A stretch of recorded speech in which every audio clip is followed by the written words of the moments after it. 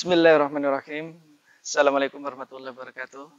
Sahabat sekalian, alhamdulillah puji syukur pada Allah Subhanahu wa taala yang menciptakan kita dalam suatu rangkaian yang tak terpisahkan satu dengan yang lainnya.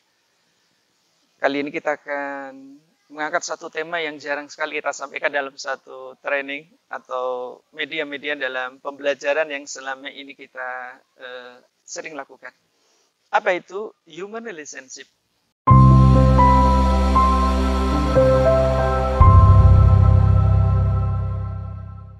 Yaitu kekuatan menciptakan dan membangun satu hubungan yang kuat. Sahabatku, banyak sekali Allah SWT memberikan satu contoh-contoh bagi kita bahwa kekuatan hubungan adalah sebagai satu modal yang sangat besar dalam diri kita. Misal, mari kita lihat dari jemari tangan kita. Tak ada satupun di antara jemari kita miliki ini dengan ukuran yang sama. Ada yang kecil, ada yang paling panjang, dan ada yang paling besar yaitu jari jempol kita. Ada apa di balik itu? Ada satu riset yang menarik nih. Ternyata bahwa 71% bahwa orang itu sukses adalah kekuatan komunikasi dan membangun jaringan yang baik. Sahabat sekalian, mari kita lihat di antara beberapa rangkaian tanaman-tanaman yang ada, dedaunan-dedaunan yang ada. Anda bisa melihat bahwa ini adalah daun insulin. Daun insulin adalah sangat baik bagi mereka yang ada kena penyakit diabetes. Insulin ini adalah sangat efektif bagi orang yang sedang kena penyakit diabetes mellitus dan kemudian diminum, Allah siapkan dari dalamnya, maka akan bisa menjadi reduksi yang sangat positif.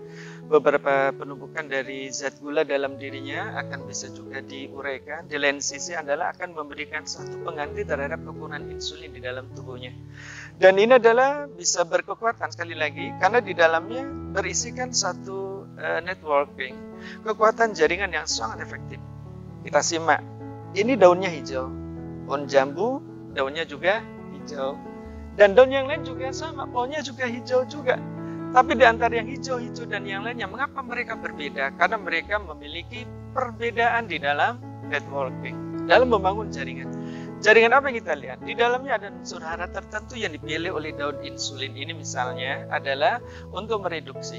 Dalam rangka untuk membantu orang yang kelebihan gula di dalam darahnya yang kemudian dengan mengkonsumsi ini maka insya Allah disiapkan oleh Allah ini adalah untuk mereka yang diabetes.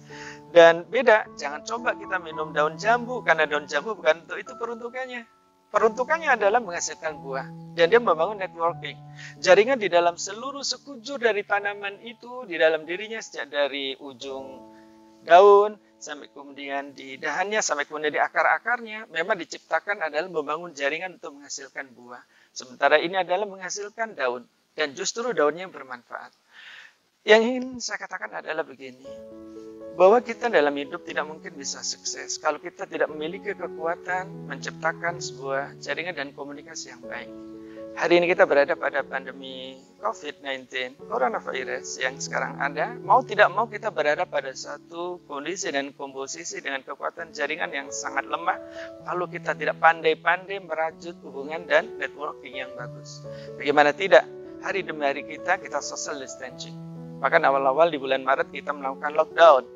Sekedar kita untuk pertemuan, pelatihan-pelatihan pun kita menggunakan daring.